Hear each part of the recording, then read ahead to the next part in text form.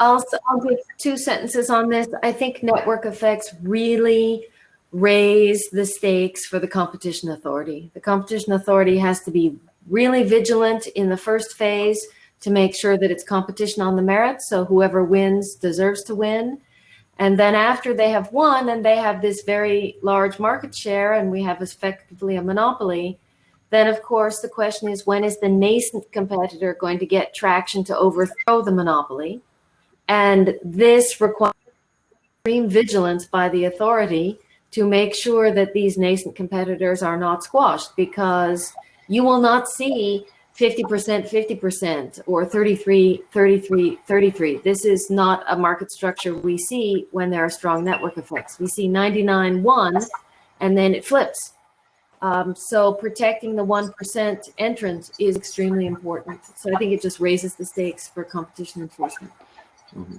Could I just follow up on that Fiona said? I totally agree, and I think that's very important to think about. Is you call it killer acquisitions also, and so one challenge in at least some jurisdiction is the threshold levels for merger investigation. And now we have the system that we can we ask for notification of firms below the threshold level, and we can also ask particular firms about notifiers about acquisition that they make. So that's the way to try to be on the alert, and then look for these potential killer acquisitions.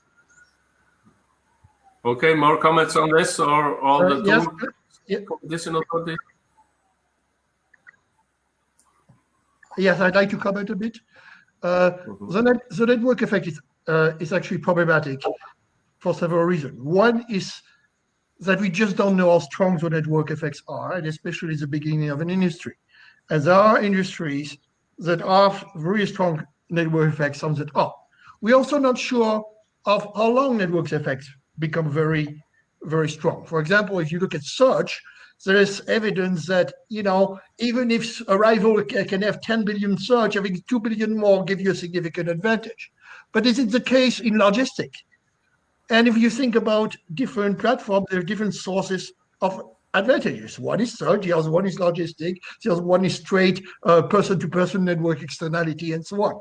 So those network externality are not a single animal. They're very different between platforms. Therefore, they evolve very differently along the life cycle of the industry. Okay. Now, the more difficult case is the one where they evolve very, very fast, because then you are in kind of tipping market type of territory. Again, having network effect doesn't mean that it has to tip, but it's going to tip more likely with network effects than others. And there's this unavoidable trade-off. As long as Fiona said, the competition is of the merit, you've got to give the pioneer an incentive to build up those networks and to be rewarded over a sufficient amount of time for that. But after that, when it comes essentially kind of to the next generation of innovation, we don't want that to be killed.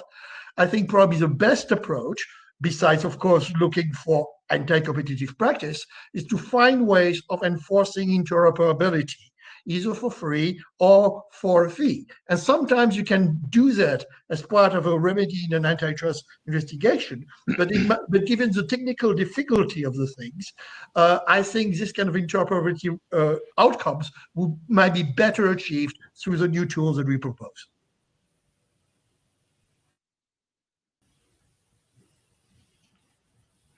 Yeah, a digital regulator could do this kind of interruption. Jump in. Well, yes, and actually, I think one of the nice things about the new tool is to precisely be able to allocate what should be the province of the regulator and what is the province of the competition authority. Would you like to comment? Yeah, thank you. No, I mean, network externalities are there, and for that reason, it might be most efficient to not intervene in markets where somebody has a 99% market share. At least temporarily, but it's very important that they are not allowed to leverage that market share to distort other markets.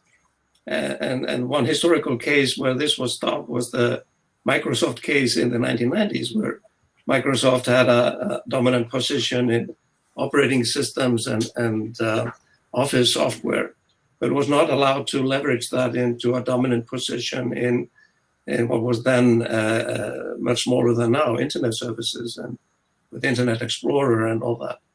And I think we need to take similar steps with regards to Google and Facebook, etc. We can't allow them to leverage their dominant position in one field to distort competition in other fields. Mm-hmm.